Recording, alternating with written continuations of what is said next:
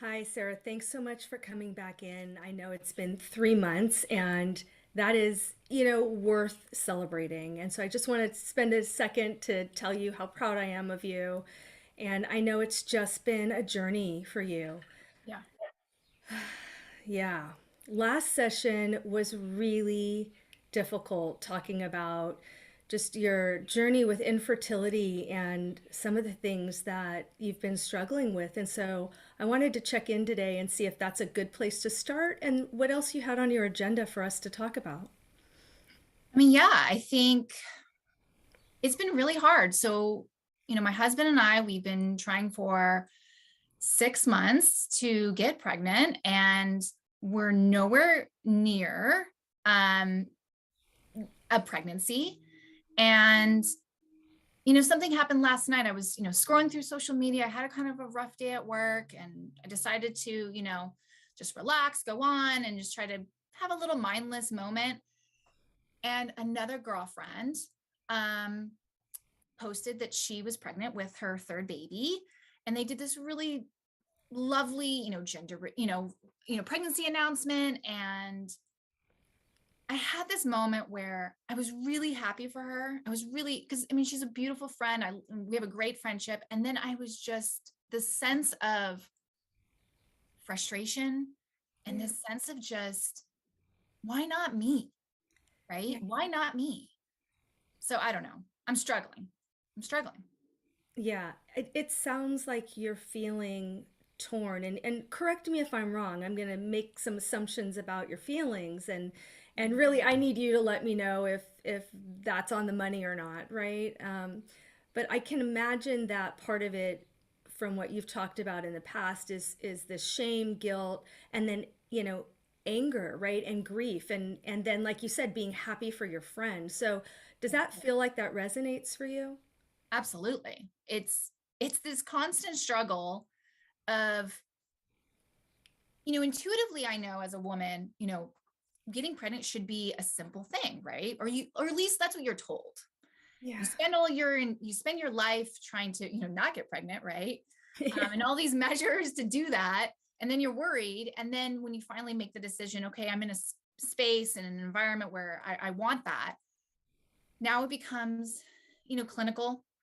And now it becomes this time of, why isn't my body being able to do this, right? So Yeah. there's this shame, because this should be something natural. What's wrong with me? And then also, like, trying to push back on that, because logically I know I shouldn't feel that way. My worth is not whether or not I can get pregnant or not, but nonetheless it's really painful. And so just this pit of shame. Yeah. And I mean, do you feel like some of that comes from your friends and family, comes from society? Like where do you feel that should comes from? Yeah. um 100% pressure on myself, right? I feel like I'm a pretty successful woman. I'm a professional. I know what I want. I want, go to, get good grades, go to college. Once you're in college, find the job and the career that you want, go after it, be a little bit relentless, right? And that has served me really, really well throughout my entire life. And now I'm trying to maintain and do that same kind of, or have that same kind of mentality, and it's not serving me well. And so it's pressure on myself that I'm Mhm. putting on myself. Mhm. Um, 100%. I think, even though friends don't necessarily aren't doing it on purpose, I feel like there's this sense of pressure from family and friends, society, all of it. It's just like this heavy weight on my shoulders. Yeah.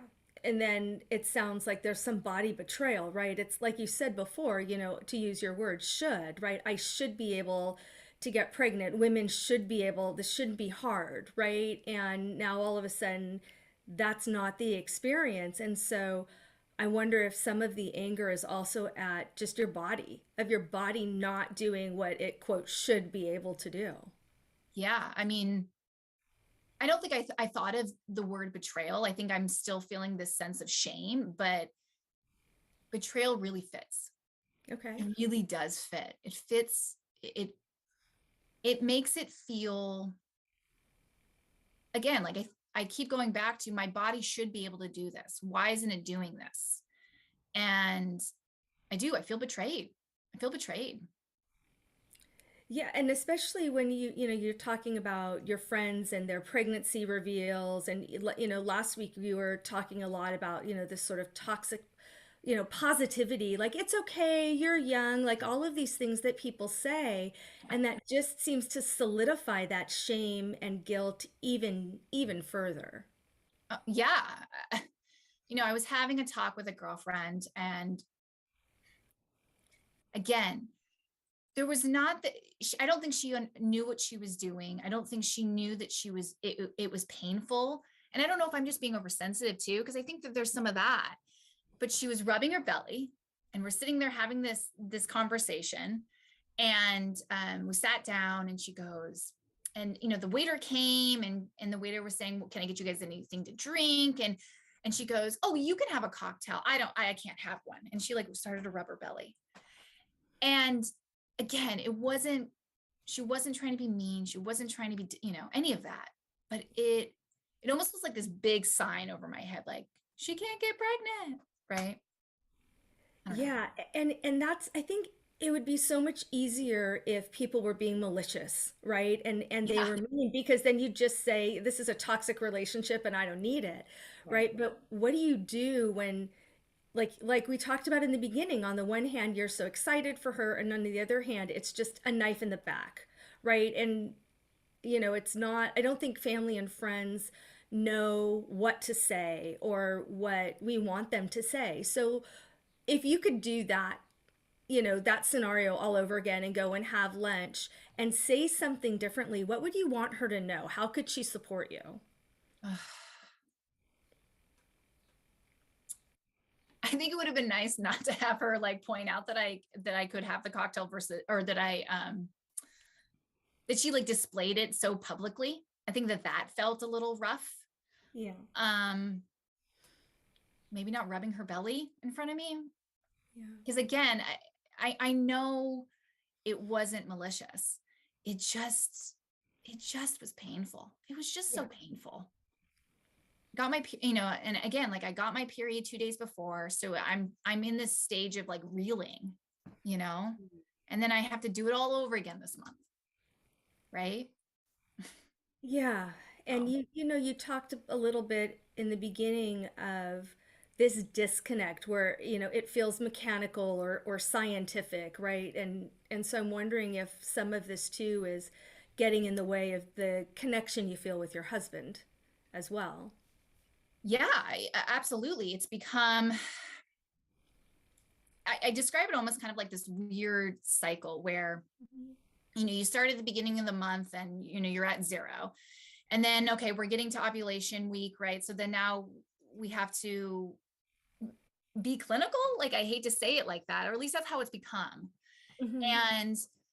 And then you're on a little bit of a high, because you're like, okay, like, we were together, we were intimate, like we hit the marks around ovulation.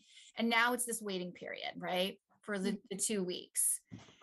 And then it's disappointment, Mhm. right? Because, I got my period again. And I felt like this month we, like we had a really good shot, and it didn't work again.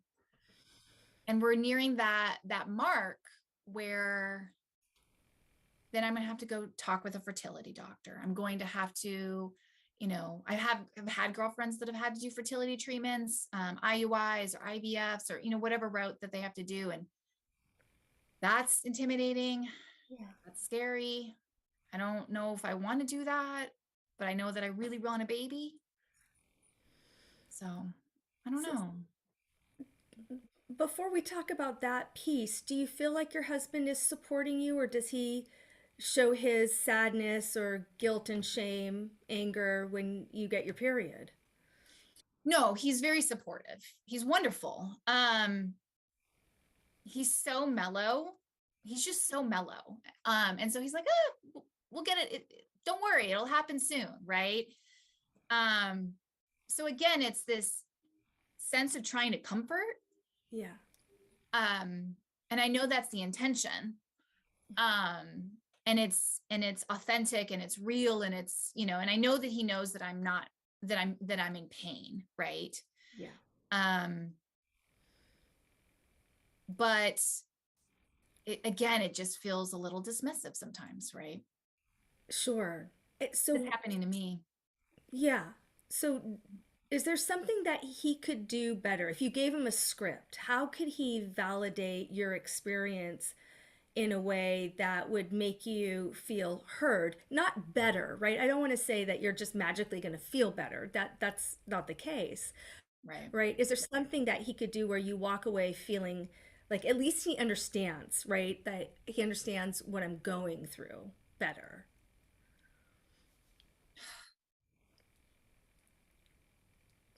Um,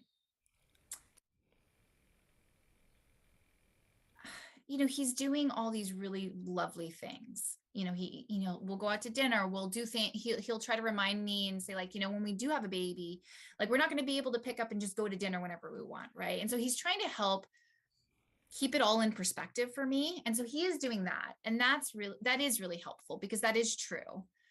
Um, it's just me. It feels like it's just me. Like I have support. I have the friends. I have the family that are doing really nice things or that are trying to be comforting.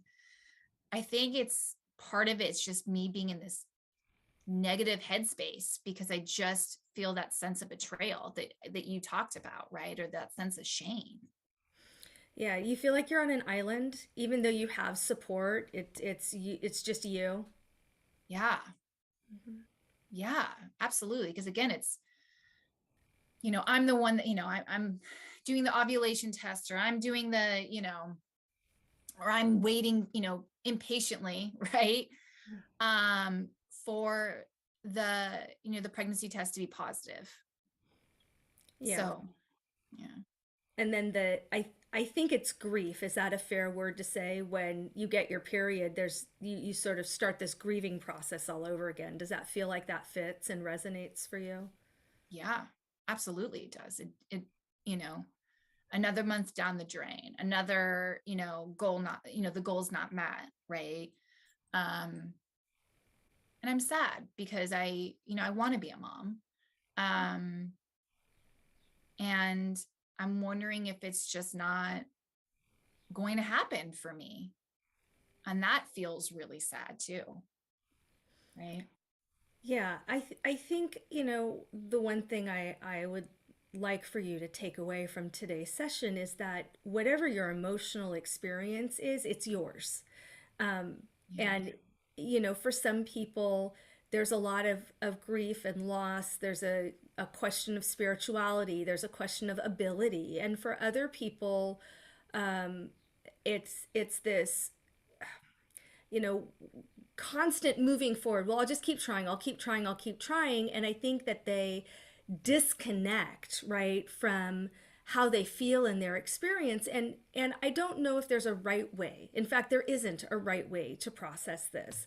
And so some of it is, what could you do with some of that negative rumination or negative self-talk when you're really feeling it, that could help you move to a place of, and so what, right? That growth part. Not so what, who cares, it's unimportant, or oh, just accept it. I don't mean any of those things.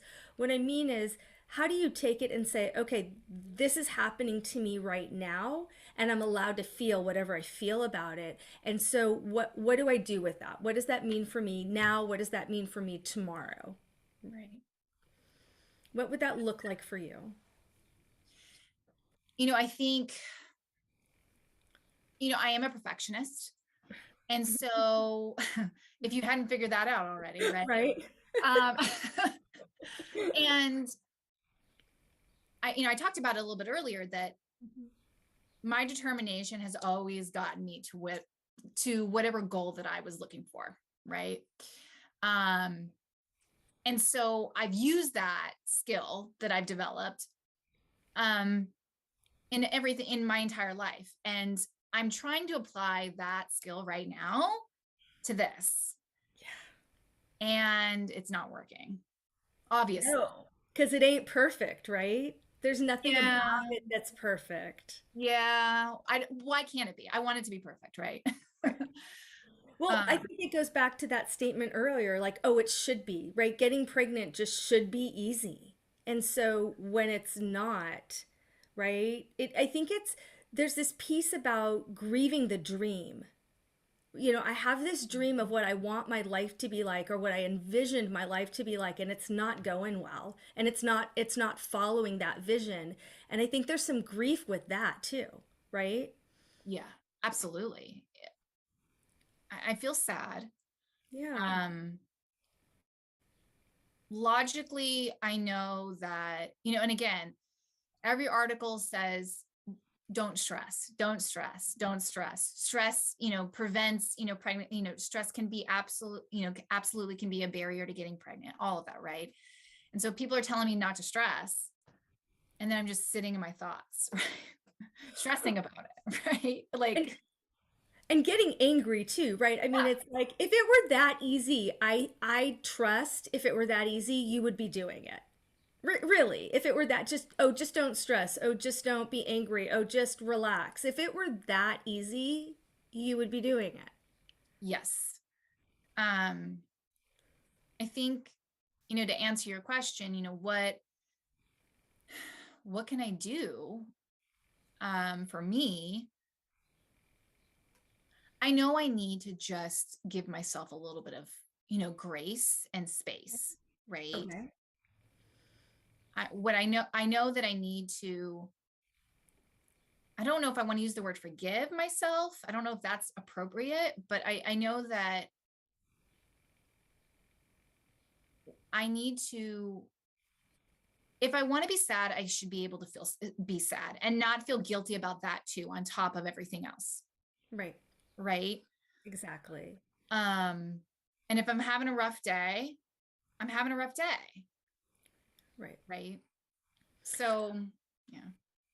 I like how you said that. I need to give myself grace and space. And so, you know me, Sarah. I always have sticky notes at my desk, right? It might be worth writing that and putting it up on your computer. Writing it, take a lip pencil and write it in on your bathroom mirror, right? Give myself space, give myself grace. Forgiveness is a much harder thing to tap into. Um, and you can do it, you don't have to do it, right? And so, but this idea of give myself grace, give myself space. So, what would that look like for you? What could you tell yourself in those moments to give yourself either grace and or space? Thinking about, like last night when, my girlfriend, about her announcement. And I went to anger, right? And I went to disappointment. And then I felt guilty, right? Because I should be happy for my friend, because that's what a good friend is and does. And I am happy for her. Yeah. Um, but maybe I just need to, I don't know, maybe social media is not the maybe that's not a good mindset for me, right? Um, Constantly reading about pregnancy, Yeah. probably not the best option for me, right? Right. So that's a great example of giving yourself some space.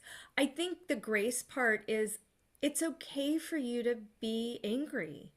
And it's okay for you to be sad or jealous or resentful. And so I think the important part is how do you move through it?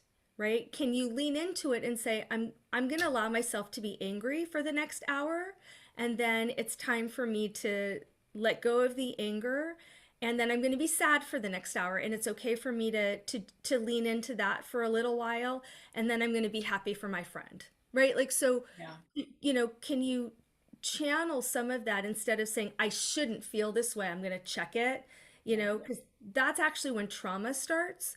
And so leaning into, I'm going to cry. I'm going to go in my room and I'm going to cry for as long as I need to, and then when I'm done crying, I'm going to go wash my face and I'm going to come out and then just go back to my day, right? And that's not about forgiveness. That's about allowing yourself that grace and space that you need. How Yeah. does that feel to you? No, I think that feels good. I'm really hard on myself, Yeah. right? And it's one situation at a time, I think, for me, for sure. And you've taught me that it's, it's one moment, it's one situation at a time. And I'm going to try it this week. Definitely. I'm going to try it this week. So when another, if another friend posts that they're pregnant again, um, then I'm going to, let myself be angry, congratulate my friend, and then, maybe do something for myself or, you know, make sure that I'm giving my body, my mind, or all of that what it needs. Okay. So what does that self-care look like for you? Um, I will go to a yoga class, I think. I Okay. will do that.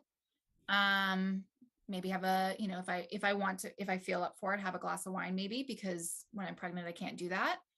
Okay. Um, maybe, I don't know, some trashy TV is always good, right? Okay. Give me the laundry list. What else? Like think of all the things that you could do that again, I don't want to say would make you feel better. I think that that's false advertising, right? Yeah. Make you move into a place of feeling more grounded, right? Or moving through the guilt quicker, right? So thinking about it, moving through it quicker, not being better. Um, maybe going on a date night with my Okay. husband. So having something to look forward to, Okay. right? Yeah. Um, I like coffee. So maybe having another cup of coffee instead of just the one. Because I've Okay. been limiting my coffee intake because they say you can limit your coffee intake and that helps with getting pregnant. Okay. So maybe having that cup of coffee that I'm kind of denying myself, right? Okay. Um, I don't know. Maybe I like shopping, so maybe having going and doing a little online shopping, much to my husband's dismay, but it works. It works. It does make me feel good. A little retail therapy. Okay. Retail therapy, yeah. Yeah. So I think Got that it. that feels good. I feel like that's a good list. Okay. Do you feel like doing some process work outside of therapy would be helpful? Doing some journaling, Oh, um, yeah. doing some reading? What do you think about those two things? Yes. I think um if I find myself getting into that negative guilt, shame, you know, kind of feelings, I can pull out my journal that you told me to do and write it all out and put it on paper. Hmm. So yeah, that's really, yeah, I kind of forgot about that, but that would be really helpful, I think. Okay, good. Sometimes people write, a dear body letter, right? And it's, dear body, here's all the things that I wish you would do, or I wish you could do, or I'm angry that you're doing this, and that we call that externalizing. And so sometimes externalizing helps us process it a little bit more because we see where we get stuck in that negative thinking, right? And when we first started our session today, for you, that stuff came up as a lot of shoulds, right? I should do this, I should. And sometimes that's our own internal monologue and voice, and sometimes it's somebody else's, a teacher, a parent, a coach, a doctor, right? And so sometimes doing that letter writing helps us get an idea of where we're getting stuck. And so I wonder if that feels safe for you to do, then, and you want to do that and bring it into session and share it, that would be great. If it doesn't feel safe or you don't want to do it, you're not hurting my feelings. Don't do it. A little bit of discomfort's okay. I don't want you to have an anxiety attack. That's not helpful. Yeah. So, but I'm wondering too if being able to really start to tap into the body betrayal and the shame that you feel because of that, and then those should statements, if that might help you get a little more clarity so you know how to move through it faster. Yeah. How does that I feel? no, that sounds good. You used a word and stuck, right? Um, I think that that's part of it. That is part of it, right? Just feeling stuck, that I'm in this rotation of thinking that I'm the problem, Mm, right? That I'm the problem, mm-hmm. that it's my body's the problem, right? And just feeling stuck because I can't, you know, I can't get a new one, right? Right. So, Yeah, that feels heavy to me. Like there's a lot of pain in that statement. Am I picking up what yeah, you're feeling? Okay. yeah, Yeah. yeah, It feels very, very heavy on your heart. it does. It feels like I said, I want to be a mom. Yeah. I want to experience that and hold this little person and, and laugh and do fun things and teach them and all of that. And it's just not working. And you feel stuck. I feel stuck. Yeah. That might be a really good place for us to start next time with what are the counterfactuals? What would it be like if you got pregnant tomorrow? And what would it be like if you didn't get pregnant? And you chose not to do all of the infertility treatments? What would that look like for you? Maybe playing some of this out in therapy next week can help you start to process where you're getting stuck and how how you I don't want to say unstuck, but again, kind of this the theme for today is just moving forward, right? Is accepting you are where you are and then moving forward with it, not letting it go. I don't think that that's beneficial, right? It's really more about coming to terms with the betrayal piece and working through the shame and the guilt, right? Shame being about how we feel about ourselves, guilt being about our behavior. And so with infertility, it's so tricky, right? Because we're ashamed, our bodies betrayed us, and then we feel guilty, Yeah. right? We feel guilty that we can't do what we're supposed to do, Right. right? No, that feels good. I think that, yeah, I think that that's the conversations that would be really, really helpful in the next couple of weeks for sure. Yeah. I want to make sure before we end if there's anything else on your agenda that you wanted to talk about, if there's something I said that you wanted to revisit before we go. No, this is just really helpful because I can just, I can just say what I need to say and what I'm feeling. And I don't have to feel guilty about it. I can just say, I can just put it out there and there's no judgment. And it's just a space for me to get out my emotions of this and just the roller coaster of it. So thank you. Yeah, you're welcome. And we've worked together a while now, so I ask you every week. I'm going to ask you again. Is there something that you need me to do differently? How can I better support you? Is there something that would be better suited for therapy for you? No, I think just the weekly appointment, it's helpful. I look forward to it because I can just talk about how I'm feeling. Okay. Right. Okay. Well, I trust you'll tell me if there's I something that you need from me to, or I need to do something differently.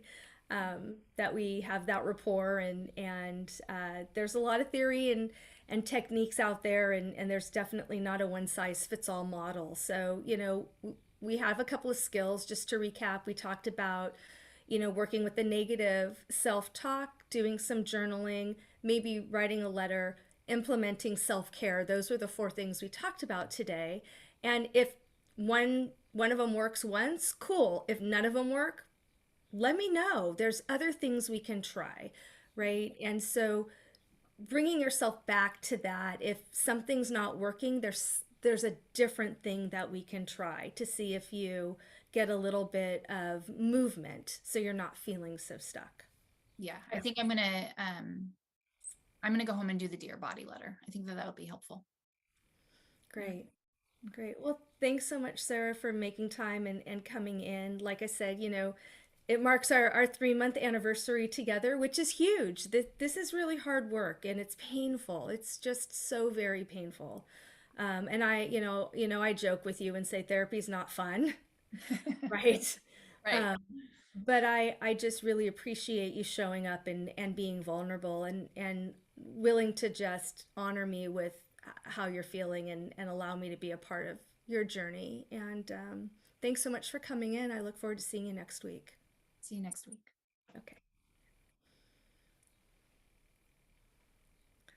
So I think I know we have some amazing moderators online with us with Switch Research, and I think there's questions that people have been dropping into the chat. So hopefully we can answer a few.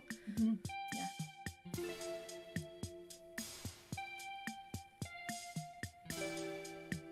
Or we might be having technical difficulties. I don't know. Okay. Hello, everyone. My name is Amit, and I will be reading your questions to Sarah and Joelle so that they can give you some answers. I've got a question here from Naveed. He says, my wife and I have had many miscarriages. What can I do better to support her, especially when she's feeling intense anger and frustration? Yeah, that is such a great question, and I know we have one of our mini series dedicated specifically to miscarriage. It's so much more common than people realize. We don't talk about it. There's this taboo around it, and I think that makes it worse. But I'm gonna turn over this question to Sarah. I think Sarah's got a lot of she's a subject matter expert as well and has a lot of really good information. Yeah. Naveed, I think to be honest with you, simply asking that question already really kind of shows that you're tapped into, how your wife is feeling. I think it's the little things, right? Telling her that you care about her, telling her that you're here for her, telling her that, acknowledging the anger that she's feeling, acknowledging, the pain that she's feeling and that you're feeling too, right? Because it's a loss for you, just like it's a loss for her. Different, but nonetheless a loss. And so giving your guys that space to be able to grieve that pregnancy and to just allowing yourself to just have a moment with it. I don't think there's this one specific answer, but I think that was helpful for me when I experienced miscarriage, was just knowing that my partner was there sitting next to me holding my hand. Yeah, and I think too, you know, Sarah and I have had lots of conversations with about this personally with our own experiences, but it really is asking, what do you need from me? Do you need me to help you problem solve? Do you need me to just listen? Do you need me to plan a date night? And maybe going to therapy if that's an option for you based on resources. And I think also being able to share, I'm really sad, and how you're feeling about watching the person that you love the most go through this experience. And I think it's okay for you to show up and share how you're feeling as well. And sometimes that's really validating, because then I'll just speak about myself. Then I didn't feel so alone then. It wasn't just me going through this. Right. It's a great question. Yeah, it was. I've got another question here from Paige, and she asks, there's been mentions of guilt, and I can really relate to that. I tend to feel guilt a lot of the time for my own emotions and feelings. I'm wondering what tips you might have on ways to move through that. Yeah, again, these are great questions. So just to recap, guilt is about how we feel about our behavior, and shame is about how we feel about who we are. So, for example, I feel guilty because maybe I yell. I'm going to just pick on Sarah. Maybe I yelled at Sarah, and so I'm feeling guilty about my behavior, right? And then shame is those negative self images or self-talk that we say, I'm a, I'm a failure. I'm a failure because I can't get pregnant, or I'm a failure because I did this thing. And so with guilt, it really is working with what we call thought stopping, of like, okay, hold on, time out, stop, take a breath. And is this helping me right now? If it is, okay, I guess I'm going to go on the guilt train and ride that till the end.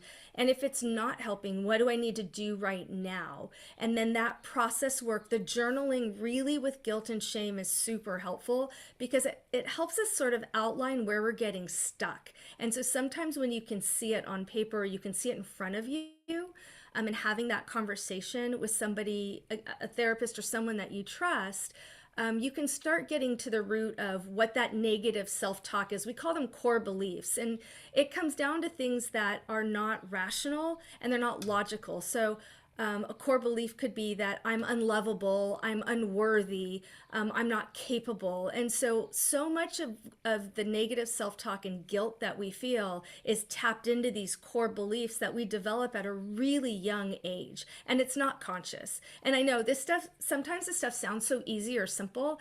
Again, if it were easy and simple, y'all would be doing it. So, easy concepts to understand, not simple to implement at all. And I think it's a daily practice, right? It's daily, and it's calling yourself out on it a little bit too, right? So when you're feeling that sense of guilt, that feeling that sense of shame, it's saying, like, again, like what Joe said, like, hold on, time out. Where's the truth in this, really, right? And pushing it, like pushing that guilt and that shame away, because it doesn't serve, generally speaking, it does not serve well. Right. Yeah. And so it's Sarah. Yeah. So we, Sarah and I, we're talking about the way that we work with clients is practicing, or, externalizing the emotion, right? But it's also prove it, put it on trial. Like, okay, was it really that bad? Prove it to me. And that's a conversation you're having internally with yourself. Right. So those are a couple of different kinds of skills and techniques that may work. And again, pick one thing and try it. If it doesn't work, there are so many other techniques. Try something else and keep going until you find something that you connect with and you're like, this is working for me right now. And what typically happens is it works for a few weeks and it doesn't work again, and then you got to find something else. And so it's sticking with the process and remembering it's a process and a practice. It's not perfection, and it's not like you're going to just get it overnight. It really takes practice. Amanda is a new mom. She says, I feel guilty for going away and doing something for me. Any tips on not having mom guilt? No, in fact, I think this is an ongoing conversation that we have all the time. And congratulations on being a new mom, Amanda. Sarah has little ones. She's got 3 and 5. Mine are older. Mine are 20 and 22. And I'll tell you that I still have mom guilt. I just, maybe TMI. I recently broke my foot, and I still got myself on a plane to go see the kid play her soccer game, because I'm like, I can't miss her first game. Mom guilt is the absolute worst. And so I think it's using the other skills we've talked about. They're interchangeable, and really just saying, okay, I'm going to let myself feel it, and then I'm going to go do something for me, because if I don't take care of myself, I cannot take care of the kids, right? I cannot be the best mom I can be. And there's a great model. It's Winnicott is the researcher, but it's called the good enough mother. And not good enough, meh. It's at what point do you say, I have given my very best. It's not perfect. I make mistakes, and it has to be good enough. And sometimes that means calling, for help. Sometimes that means, asking your partner to take baby. And sometimes that means putting baby in the car and listening to your favorite music and letting them cry while you drive around the block 100 times. Whatever that looks like for you. But the mom guilt is just, that is a whole nother ballgame. Yeah. It is real. Sarah, do you have some thoughts on that? Yeah. So we do a monthly blog, and our blog for the month of May is actually on this exact topic in regards to Mother's Day. So if you want to sign up for our newsletter, you can read our blog on the issue. I think, one thing that I try to kind of keep perspective is think about all the things you do in a single day for your baby or your kiddos, for your partner or whatever. But and if you wrote down everything that you did in a single day for your baby or your child, what you'd probably find is that the list is really, really long. And then write down, and then, on the same paper, write down what you did for yourself that day. And I think seeing it on paper sometimes really is helpful for me. Something I do, it's a practice I implement when I'm feeling that guilt of, doing, working on the project for work or grad school or, whatever it is that I have going on. So.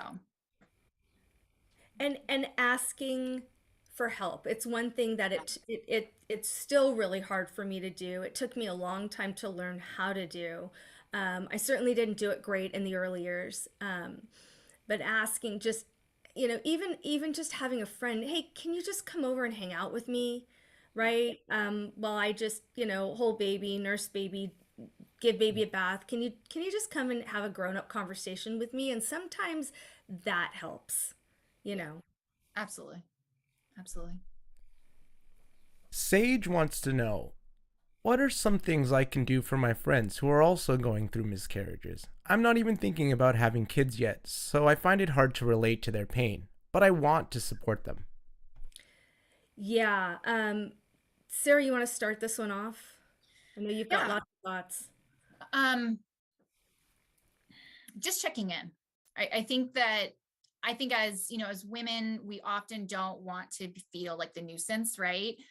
And so we don't want to always feel like we're the always like it's always our problems and we only have to talk about our problems, right? And so I think sometimes we internalize that and we don't feel like we should bring up what we're going through. Um, so just asking the question, how you doing? How's the baby making process going? Are you frustrated? Are you irritated? How are you doing with it?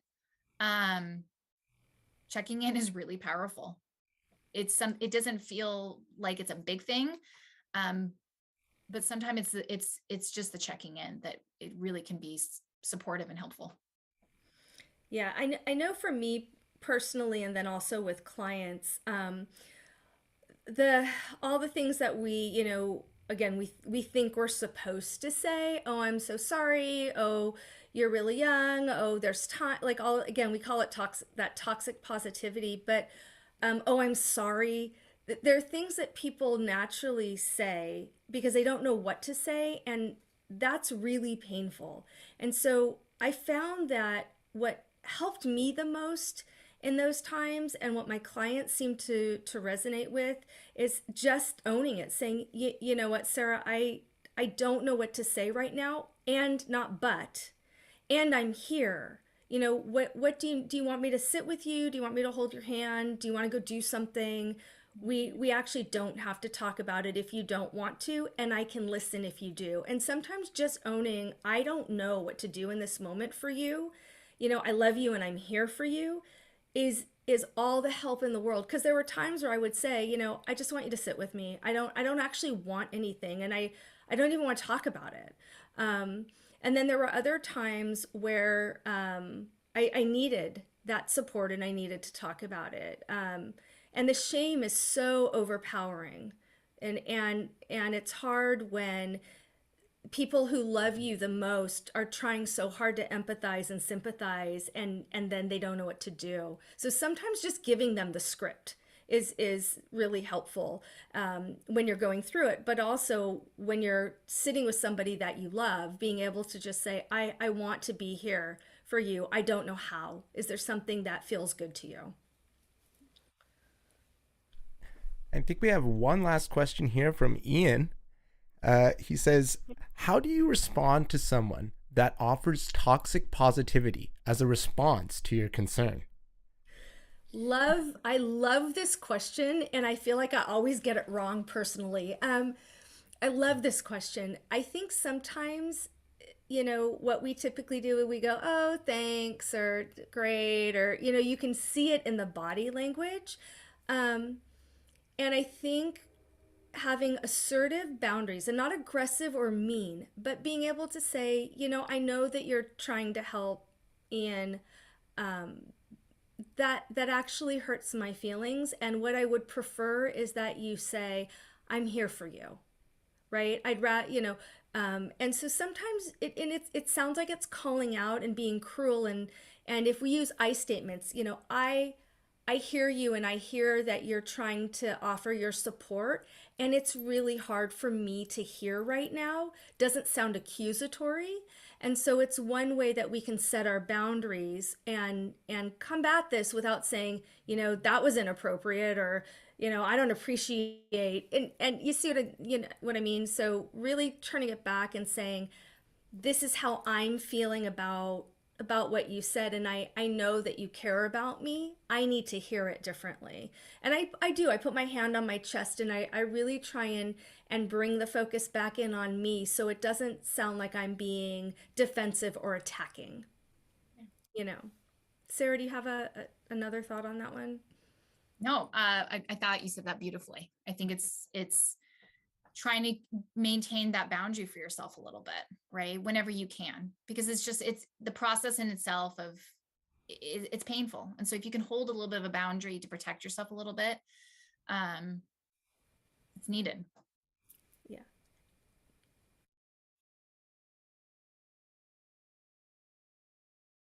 Okay.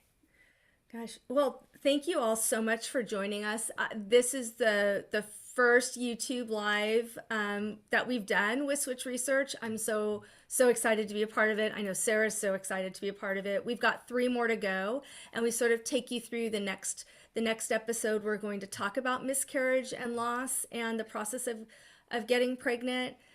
3rd episode, we're going to talk about prepartum, being pregnant, postpartum, and then the 4th about parenting. And we'll definitely talk about mom guilt, and we'll wrap that up. And so keep joining us on Fridays at noon Pacific. Drop us a line. You can, send us questions and emails and DM, and we're happy to always answer questions. And we can't wait for your feedback. Thank you so much for joining us, and we'll see you next time. Thank you. Thanks so much, everyone. Again, tune in next week on Friday at 12 Pacific for episode 2. Oh, and before I forget, if you follow the survey link, I know that Switch Research has an amazing gift for you. So take the 3 seconds and do the Q&A so you can get the gift. Wonderful. Yes.